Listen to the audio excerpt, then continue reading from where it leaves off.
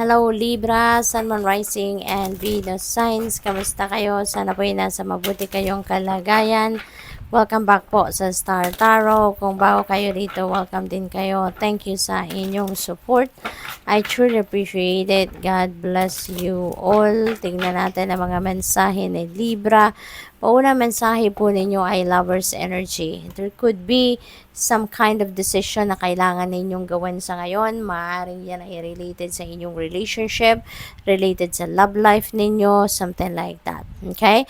So, depende sa inyong sitwasyon, depende sa mga nagaganap sa buhay ninyo. But definitely, merong mga issue siguro dito na dapat ninyong pagdesisyonan surrounding your relationships.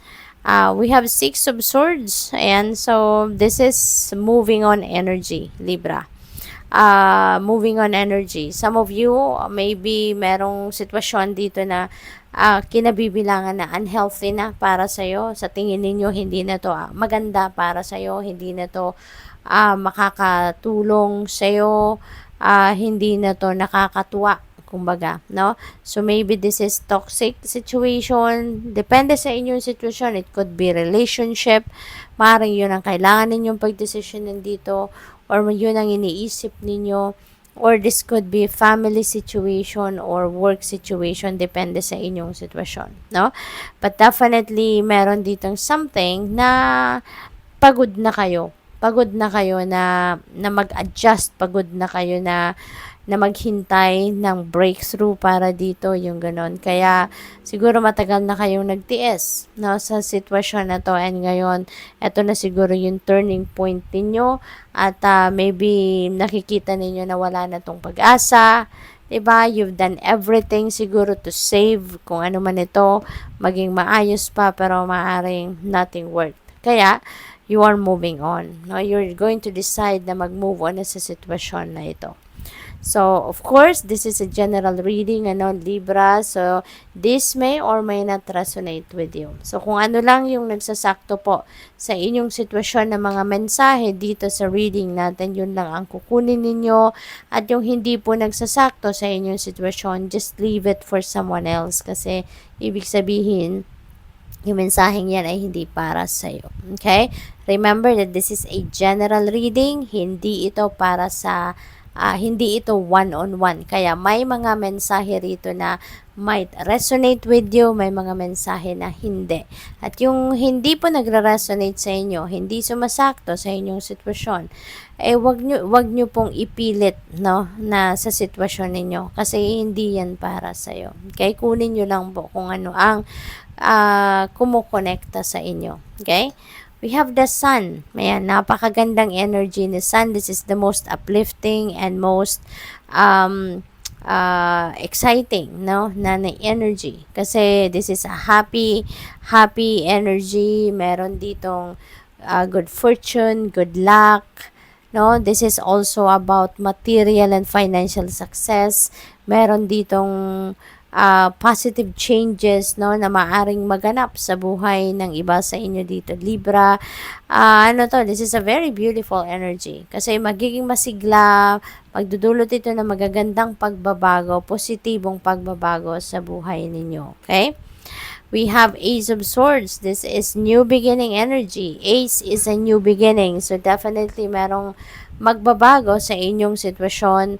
Moving on energy si Six of Swords. So this is also a new beginning energy kasi for sure kung saan man kayo pupunta, saan man kayo makakarating, then that is something new para sa iyo. So magsisimula ka ng bagong yugto sa buhay ninyo dyan. And si Ace of Swords, so this is also a new beginning energy. Merong rito, starting fresh. It may be katulad dito, no? So, maaring yung sitwasyon ninyo rito sa dalawang energy na to ay isa.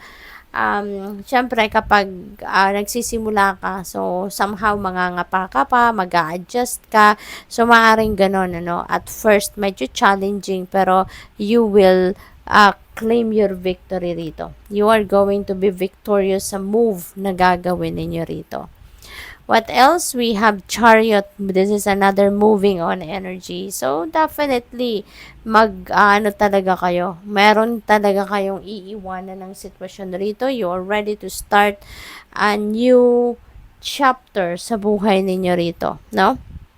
And magtatagumpay ka rin. Meron ding success energy si Chariot. So, definitely, you will be successful sa kung ano man ang move na gagawin ninyo dito. Ano man ang i-initiate ninyong move dito, you're going to claim your victory there. Travel din yan. Si Six of Swords din. May travel energy. Kaya definitely, ang iba sa inyo rito is going to travel by air or by land. No? Yung ganon. So, what else? Ano pa ang mensahe para kay Libra? Wisdom. Ayan. So, insight into the nature of physical objects give you foresight. Use your best judgment. Okay? Use your wisdom. You are a person of wisdom na Libra. Marami ka ng pinagdaanan sa buhay. Marami ka ng natutunan. Marami ka ng alam. No? So, apply that wisdom sa inyong mga sitwasyon sa ngayon. We have resources. Be grateful for what you have and save something for the future. Ayan.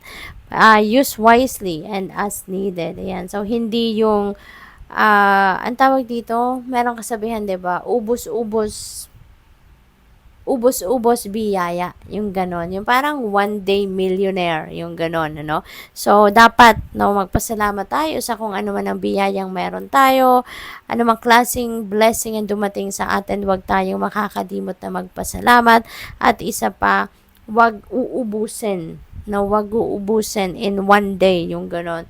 Mag-save tayo for the future. Magtabi tayo, no, para sa rainy days. We have direction.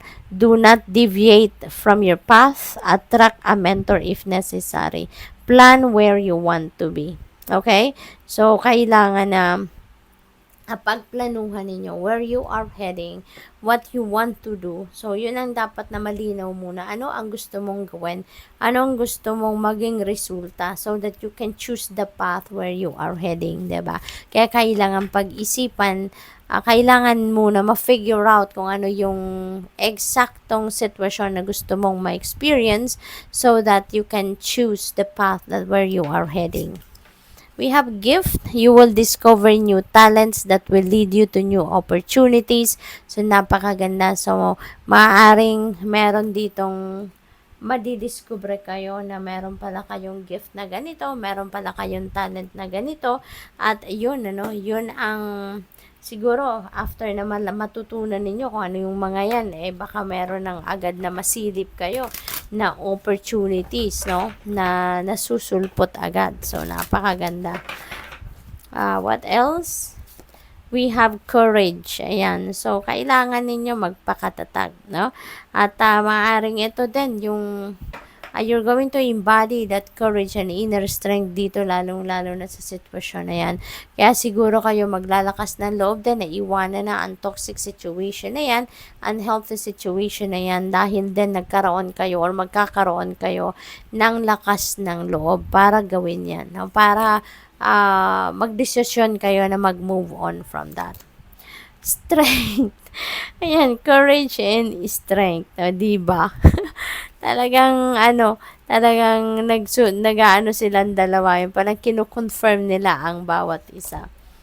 We have moon lore, ebb and flow. Ayan, follow or surrender, no, to the natural ebb and flow of life. Follow lang ninyo kung ano yung flow, no, ng buhay, kung ano yung, kung saan kayo dadalhin ng flow of life, doon kayo, no? Yung ganon. Para nang sa gayon, wala na kayong maging stress pa, 'di ba? Less stressful or stress-free talaga when you are surrendering to the natural ebb and flow of life. So, good luck. Thank you for watching Love and Light. Namaste.